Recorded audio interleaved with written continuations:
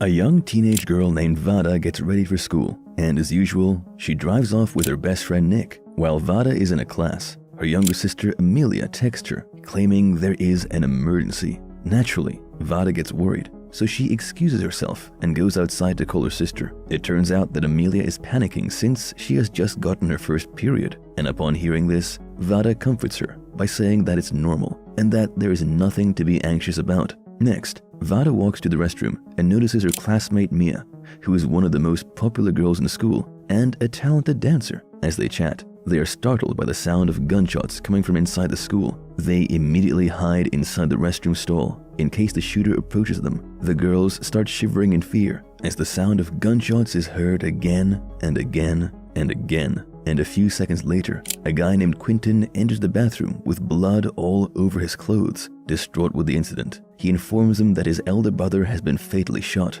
The three then experience the